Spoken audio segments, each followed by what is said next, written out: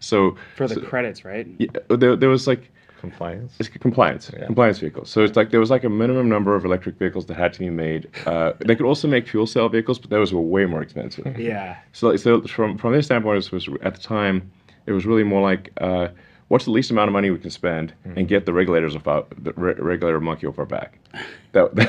So like anyway, so we ended up making a bunch of electric smart cars for Daimler. And then over time we actually extended that into an electric A/B class, but they were always just really compliance vehicles. They did not want to Daimler was not willing to place at that time a big bet on electric vehicles, and so the volume and the price were always like the volume's too low, the price is too high. These are going to be niche vehicles no matter what, But anyway, so what it did lead to, which was really essential, was Tesla getting saved by Daimler investing $50 million. So the $40 million invested in December of 2008 just gave us 6 months of runway. So that basically gave us until June of 2009. And again, during this period, General Motors is bankrupt, Chrysler is bankrupt. So not a lot of people are interested in investing in a startup car company, let alone an electric car company. Yeah. And remember, this is back when electric was synonymous with dumb. You could just say, instead of using the word electric car company, you could just substitute dumb. Do you want to invest in a dumb car company? That's what it sounded like to most people. So at the time, I think Daimler vaguely thought that the Volkswagen Group might invest in Tesla, and they didn't want that. So they were essentially to block VW from investing in Tesla, which, by the way, VW was not going to invest in Tesla. I talked to their person, and they expressed some initial interest, but then they went dark on me. So actually, the only investor that was interested in Tesla at all was Daimler. And that was because of the Electric Smart program. Wow. So they invested $50 million into Tesla at roughly a $500 million valuation. So it worked out. Yeah. So 10% or something like that. Yeah. Yeah, they got 10% of the company. Yeah. I mean, we're really in the weeds here. So hopefully this is interesting to some people. But this is like definitely some deep lore war story stuff.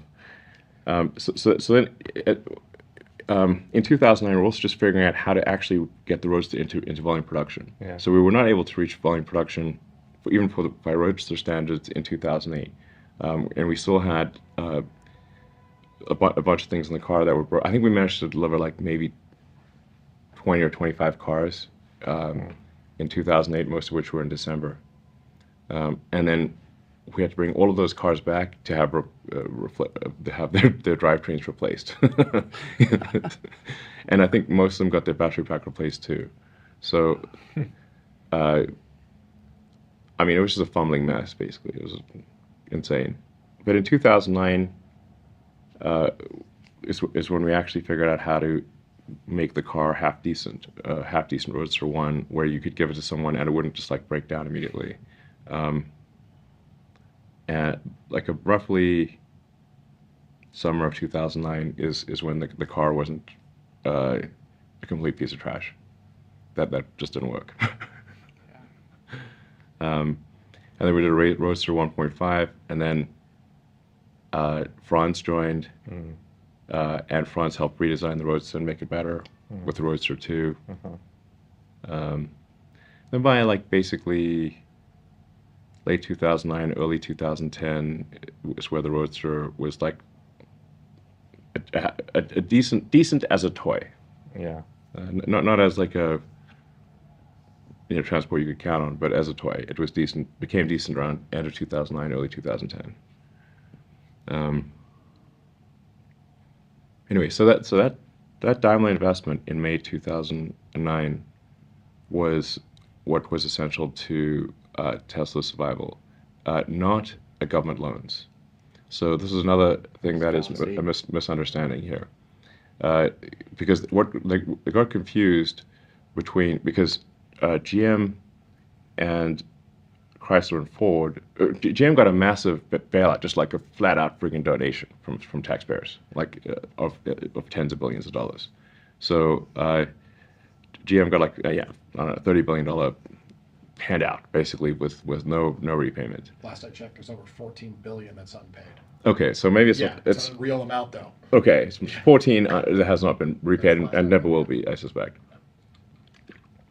So, and then Chrysler got a bunch of money, and then Ford got like a $5 billion loan. But Ford is in better financial shape because I don't know for whatever reason. I think that the Ford family has more long-term thinking than the people that were running GM and Chrysler. So they were in a better financial position. But it remains the case today that the only American car companies that have not gone bankrupt are Tesla and Ford. And unless something changes significantly with Rivian and Lucid, they will both go bankrupt. They're tracking to bankruptcy. They may not say like that is currently like if this were an airplane, they're going like that. So if something happens to go change, okay. But currently, they're at intersection with doom. Yeah. So I hope they are able to do something, but unless they cut their costs dramatically, they are in deep trouble. And will end up in the cemetery like every other car company, with the exception of Tesla and Ford. Anyway, that Daimler investment was essential to Tesla's survival. Around that time, in mid-2009, we got a letter, sort of a letter of interest, like a non-binding letter of interest from the DOE for a loan that I believe was around $500 million. Now, that was not a loan where they just give you $500 million. That was one where you spend the money, you provide invoices. Those invoices are provided to DOE. They then refund you based on the audited expenses that you paid. It's not like lump sum type of thing. It's retroactive after you spend it. It's a reimbursement program. It's a loan reimbursement. Yeah. So there's nothing's given for free. Loan. It's a loan reimbursement. So it would not be possible to use that as advanced capital to make something happen. It can only be used to reimburse expenses that have already taken place with a 2 to 3 month lag. And the first disbursement, that letter of interest did not become an actual binding document until 2010. And then the first money that Tesla received as a reimbursement from that, I think, was March or April of 2010. By which time the recession had passed. So if we had needed the money from that loan, Tesla would have gone bankrupt. Yeah. So the DOE loan, I think, was helpful as an accelerant, but it was not a life or death thing for Tesla. And ultimately, the constraints, the problem is that the DOE was second guessing our business plan and our execution. So we're like, well, we need to change the business plan because if we keep going in that direction, we're going to die. So we're going to go in that direction and in the non-death direction. And then you're explaining to someone at the DOE why you're changing the plan. And then they're like, but the plan is different. You need to stay to the plan. Like, well, if we stay to the plan, we're going to crash and the company will die. And that's why we want to change the plan. But that's the plan. But that's the plan. And I'm like, okay, this is not good. And like, with enough effort, we could actually get the DOE to agree to change the plan, but this was taking up a lot of bandwidth to be constantly convincing people at DOE that the new plan is better than the old plan. So after the IPO in 2010, we paid back the DOE loan. That's awesome. And we actually had to pay a penalty, there was an early repayment penalty. So we paid back the loan with interest plus a prepayment penalty. Like, taxpayers made money on the loan. Very important. Yeah. Taxpayers made money on the Tesla DOE loan. Whereas they're still $14 down on $14 billion down on GM. So Another thing worth pointing out is none of the incentives, the EV incentives that exist, not one of them was obtained by Tesla. Not one of them. The $7,500 tax credit was General Motors.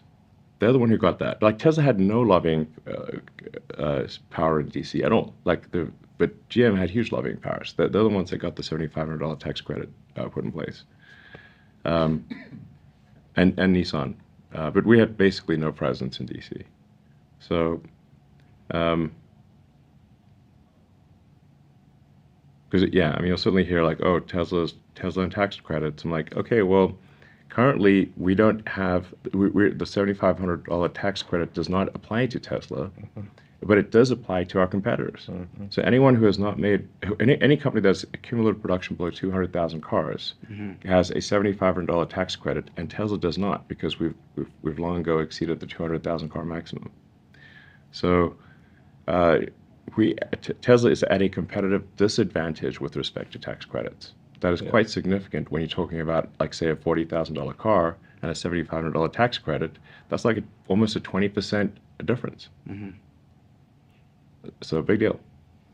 So Tesla is successful currently in spite of our competitors having materially greater tax advantages than Tesla.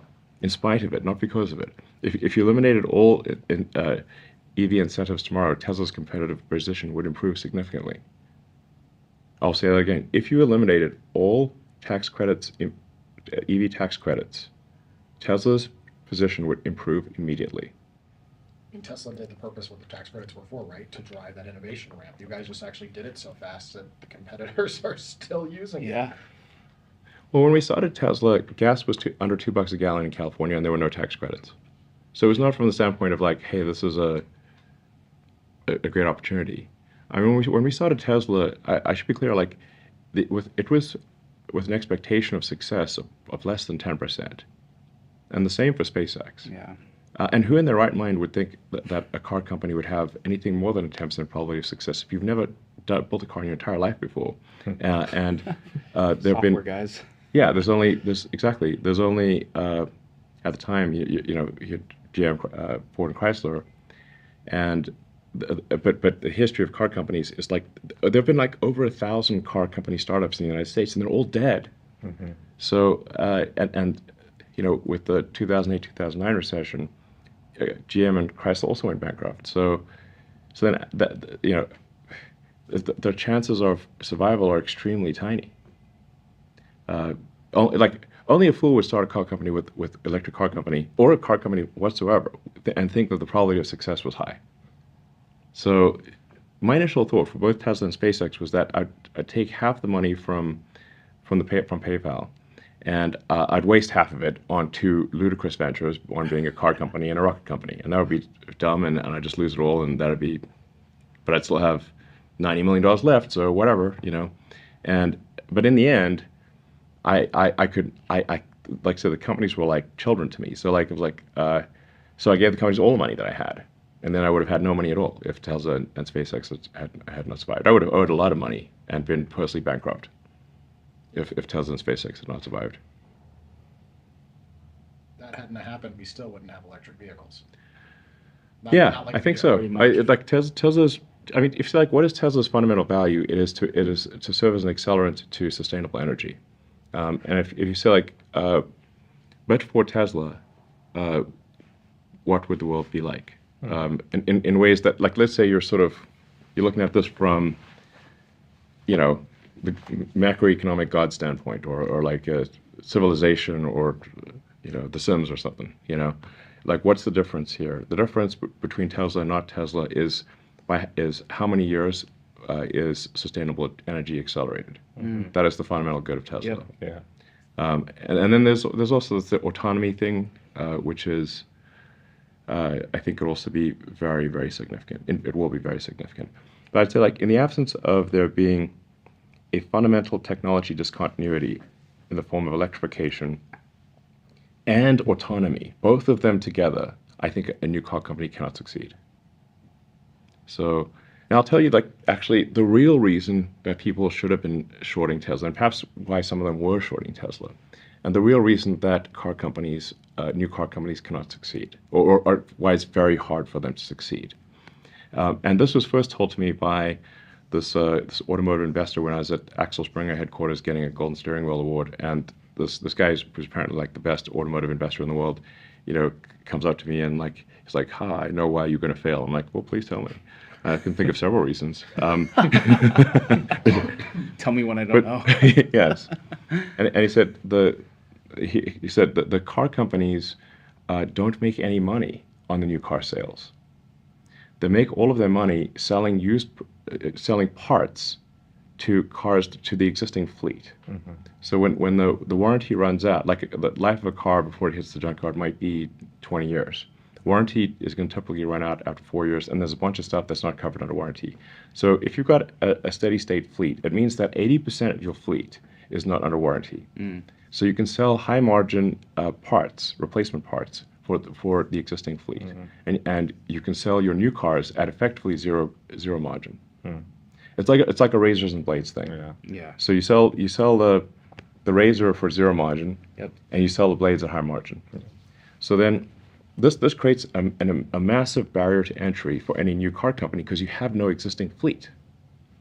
So the only way for a new car company to succeed is that does not have an existing fleet is to charge a lot more for your car than what others are paying, than competitors. And in order to charge a lot more, have people actually buy it, the product must be so compelling that people are willing to pay the premium above the alternative cars from the incumbent car makers. This is the only way.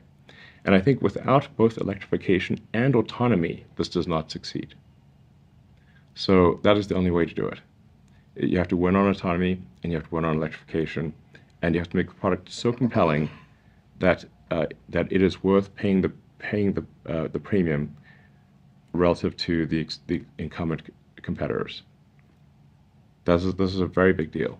Yeah. Very, very big deal. So, yeah. I'm exactly that customer, by the way. I first test drove a Tesla in 2015. The acceleration and all that was cool. The electric was cool. But when I tapped the stick for autopilot 1.0 and it locked on the road like rails, I went, holy shit, the future's here. And went from a $4,000 car to, at the time, a fully loaded Model S, just opposite end of the spectrum.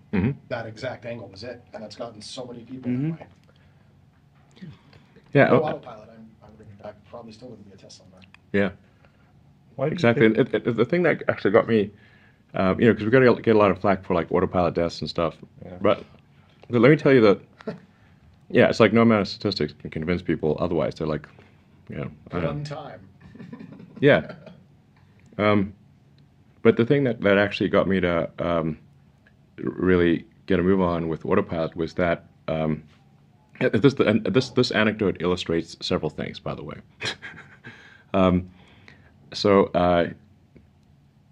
And I think this might have been like 2014 or something like that.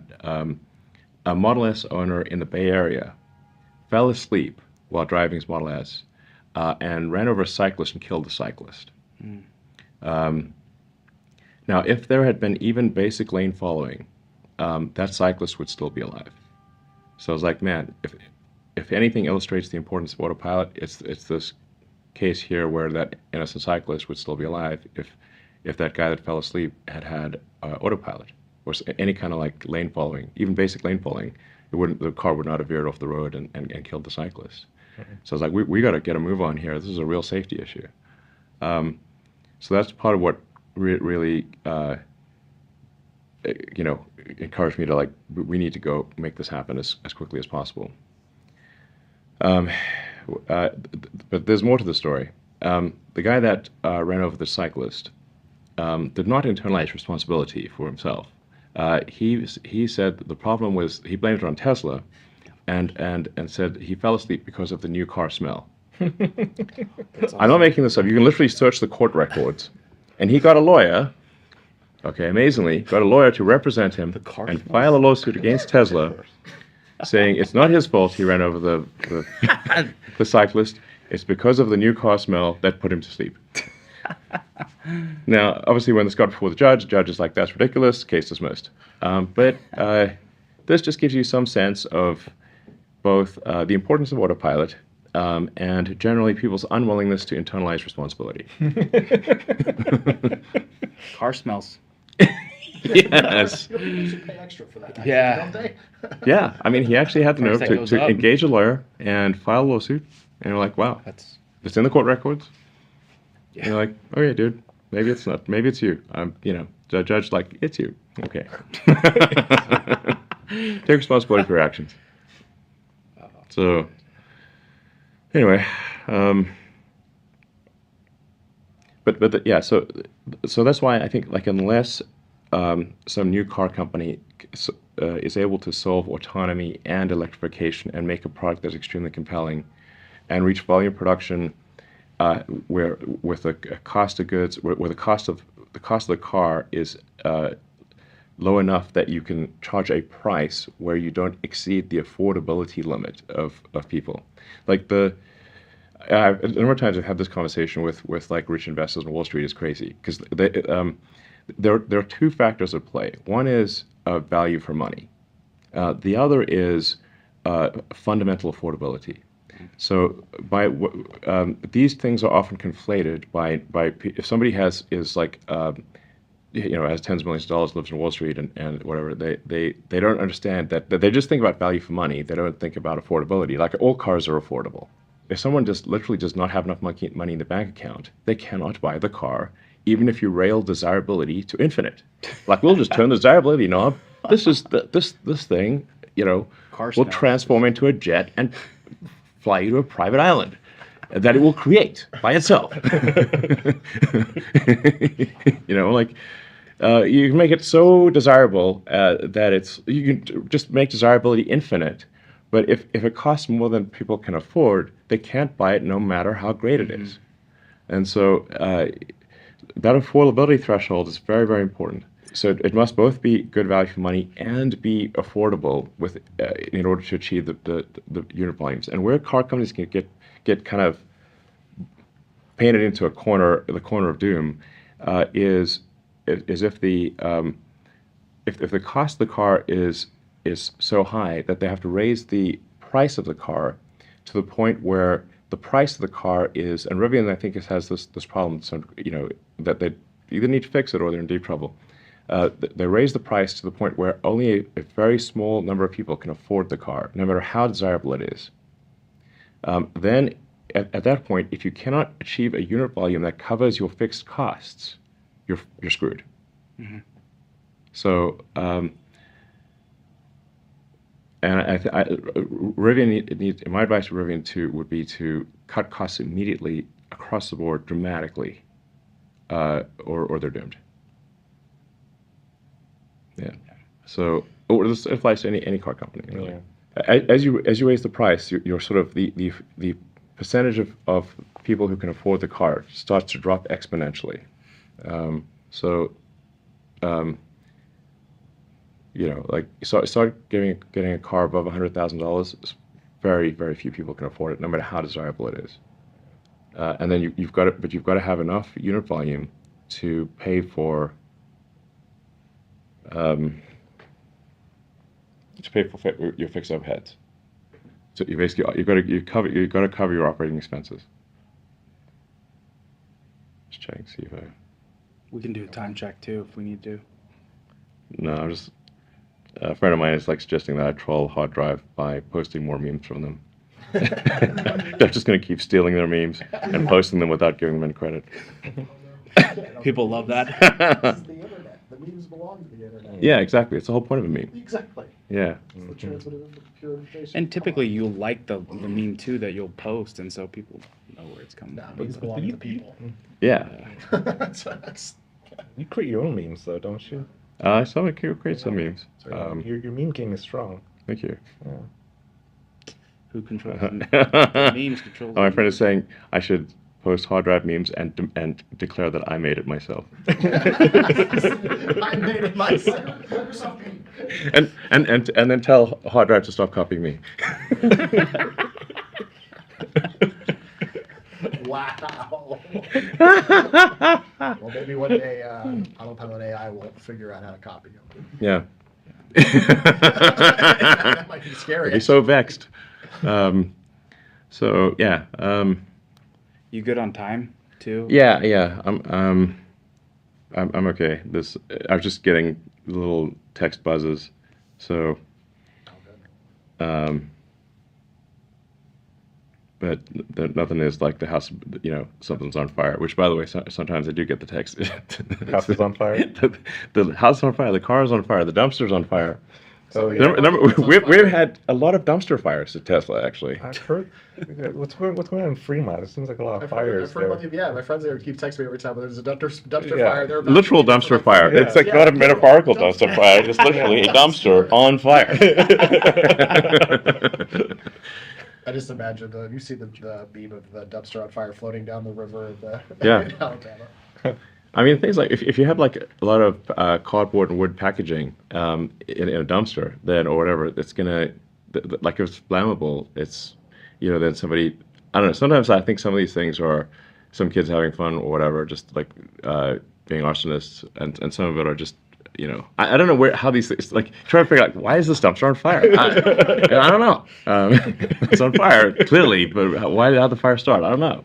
Nobody knows how the fire started. Like dumpster fires are actually not that dangerous, but they're like unless it's indoors or something. But like an outdoor dumpster fire is not intrinsically dangerous. It's contained. Yeah. It's contained. It's like the dumpster's not going to melt or anything. Yeah. So it tends to just be like it creates drama, but it's not like actually dangerous. So currently we get to we've all been FSC beta. You guys, thank you, by the way. It's been fun. Yeah, being thank part you. of testing that. Recently got kicked out, but On long trips, really long road trips, it's me. Yeah. It's I me. was on a Really- long drive to not San kicked out. Francisco, On and really unfortunately, on really long road trips, I have this problem where I'll get the nag thing will give me enough times and I'll disable, and I did like 800 miles across Texas and I'll get tired of it. That's actually not what it's about. We currently get to give feedback for when the car does something wrong. Would it be useful if we got to give feedback when the car did something like really well and really right? Because I have to do great things all the time, but I have no way to like call somebody or mark the video Yeah. and say, "Hey, it did this turn incredibly and Great it's spaced question. well." And like, is there? I mean, like, because I'm assuming the AI is being trained with reinforcement learning as well. It'd be great if we could help give that feedback when the car's like, "Great job, buddy!" Like the +1 button or something. I don't know. All input is error. Yeah, all input is error, exactly. Unless somebody missed the feature, in which case no input is error. Like in some cases, we've got like cool features nobody ever used or knew was there, like the Wizards in Winter Dance with the Model X doors, and it's rare to encounter a customer who actually knows about that. Most of them don't know it exists, and then we made it like too hard to do, and it should be the opposite of an Easter egg. It should be like this maximized number of people who know about it, not like minimize it. It's actually worked at Tesla. I actually shot the video. Oh, okay, all right, great. I tried to get it out there. Yeah, I think like people didn't translate that to my car can also do this. Yeah, it's true. But still today, I bet probably I don't know, at least 2/3 of Model X owners have no idea the car can do that. you're not talking about the Christmas dance, are you? Yeah, Yeah. Oh yeah, that's like such. Yeah. Okay. yeah. It's so obvious to you, but Yeah. it's like done it so much. Most people My live- neighbors I asked know. me to move. Right. Like it's great. But I mean, You're people have never around. seen a car do anything like that. So No, it's radical. yeah. Yeah. Do you have like a favorite Easter egg or feature that you've put into the cars that this is just your favorite? Well, I mean, I suppose that the sort of Wizards in Winter door dance is my favorite, sort of Easter eggy feature or fun thing that has no value in and of itself, course except it does. entertainment. Kids Yeah, it's get like to dance to it. it's entertainment, but it's like it's not. It's like an unnecessary thing, but it's cool. I mean, there was the tap autopilot 4 times to play more cowbell. Yeah. And then, like people would get, but now that's the one that you could accidentally do, and then your screen turns to like Mario Kart, Rainbow Road, Yes. Yep. and Can't turn the volume down. It's full on more cable. You gotta turn it down or off. Yeah. He does it again. Kids can't be sleeping during that time. Yeah, Santa Yeah, too. Santa I think it's quite a few times people have accidentally, because it's like it is a thing you could just tap too many times. Yep. It's like Yeah. it's not one of those Easter eggs. You know, it's like one of those like old school arcade games where it's like up, down, down, left, left, right. Like, you know, it's like just press it 4 times and bingo. So I think a lot of people just accidentally like, what happened? Am I going crazy? Why is the car doing this? My grandpa lost it. Yeah. So that's a cool one. You can change the car to standard 42. Car's name changed life, the universe, and everything. There's the James Bond, where it turns into the Spy Love Me car. That's a submarine car, basically. Yeah. Yep. Is there any undiscovered Yeah. Easter eggs? Pressing a little bit phone, it changes to Thomas Edison. Is that my coordinate right? Maybe actually, I'm not.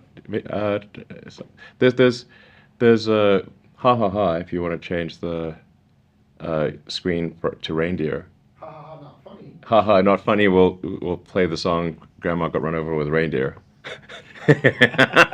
Grandma got run over by a reindeer is the ha ha, not funny. Yes. Is there Yeah. any undiscovered Easter eggs in production right now? I mean, there might be. Like, they don't necessarily tell me about all the Easter eggs, you know. But I mean, the thing is that, like, we can't spend too much time on Easter eggs because we should be. Pick the car. Come on, that should be the entire focus. Well, the problem is if something is rare, like what you're really trying to do is maximize the area under the curve of Yep. number of people times degree of enjoyment. Yeah. So, like, it's fine to have like a, you know, a low effort Easter egg that is something that like a small number of people will get a lot of joy from, and then you like area under the curve of like, well, they got a lot of joy, and but it's a small number of people. But you know, what you're really looking for is something that would provide a lot of people enjoyment, and maximize the area under the curve of total people times amount of average enjoyment. Yeah. That's what you're actually trying to do. If you know, so that's why I can't get carried away with the Easter egg stuff. Yeah. Yeah. You really want everyone to experience it, not make it some extremely, you know, 0.01% of people actually even know it exists situation. Yeah. So I think we've got a lot of work to do actually with the basic software in the car. Like our web browser sucks, and we definitely need to do work on the overall interface in the car. Like, you know, there's a lot of complaints on the interface. I think we do better on the interface. But like if you try to use the web browser in the car, it like takes a long time to load, and it's a trash browser. Yeah. It's worse than like some, you know, iPad from 5 years ago, like by a lot. Like the rear screen and the S and X, the controls need a lot of work. But it can be